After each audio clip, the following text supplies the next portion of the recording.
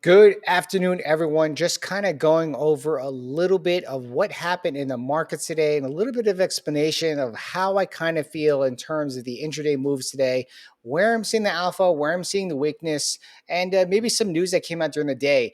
If you haven't tuned in, I have the link over here in the show notes right here. You can just click in this card. You can access this morning's live stream, which was a really great stream, to be honest. I mean, it was out for a root canal, took the lead and entertained everyone. And, so it's been some time during the day, 6 hours to be exact, and not much has really happened other than the market just doing its thing.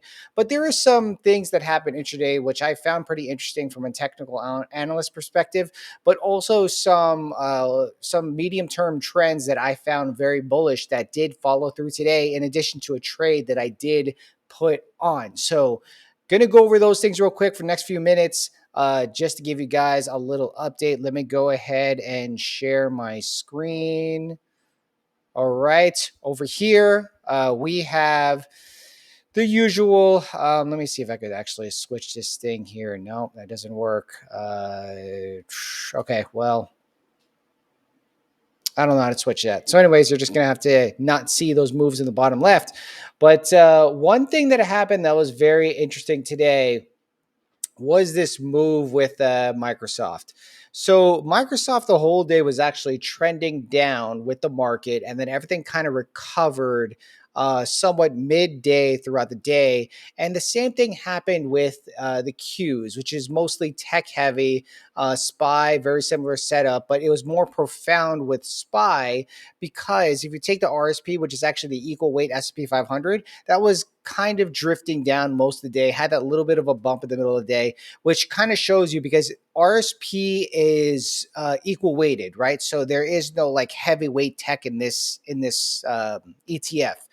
In SPY, SPY is mostly weighted toward tech, so it's more giving you a picture of what's happening with tech, and you kind of saw like there really wasn't that much of a drawdown until toward midday, and it kind of picked back up and someone recovered. If you look at the Qs midday, you can see that the Qs kind of only pulled back 12 basis points, while SPY only pulled back about 29 basis points, which kind of shows you that it was mostly tech heavy throughout the day. Now there were a few names that were on here on my list that was actually strong throughout most of the day, other than the morning dump. And you had Amazon. Amazon is a company that I did announce that I was pretty bullish in the beginning of the day.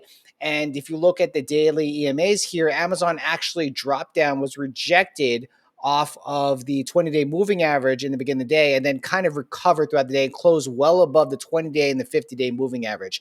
That's a very bullish sign. Another stock here that actually was kind of drifting down through the day, but kind of made a bit of a recovery toward the end of the day was Microsoft. Coincidentally, this actually did bounce off the moving averages and then closed green at the end. Well, not green, but above the moving average at the end of the day. But most importantly, we had news that came out toward the end of the day that there was a report that showed that Microsoft was forecasting a data center crunch. Initially, the stock sold off, but I think once people understood what this actually meant, and I did decipher and decrypt this actually real time in the market. So if you were able to catch onto it, you could have pretty much seen what what happened. So I'm going to put that right there. I'm also going to put in the show notes.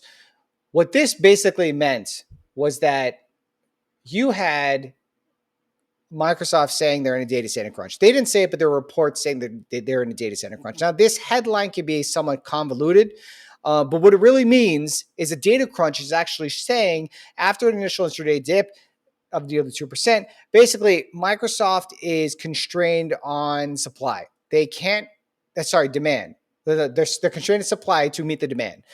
That's really all this is saying. Like, there's not enough Dell, SMCI, HP servers in order to meet the demand. There's not enough AMD and NVIDIA GPUs. There's also not enough Marvell ASIC design chips that Microsoft does specialize in, Broadcom networking, and so on. There's not enough to meet the demand. And this kind of goes the same way with the other two hyperscalers, Google cloud platform as well as Amazon AWS.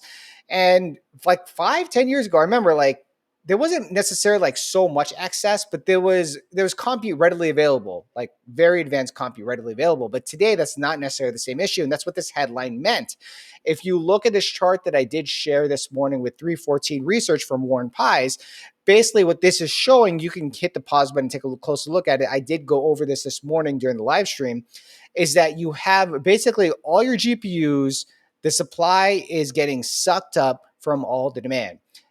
The lower this number is, the better. That just means that it's less available as an instance for AI compute. So, I mean, those are really some things that I want to kind of go over. Other than that, I mean, IREN was strong the whole day in the entire market.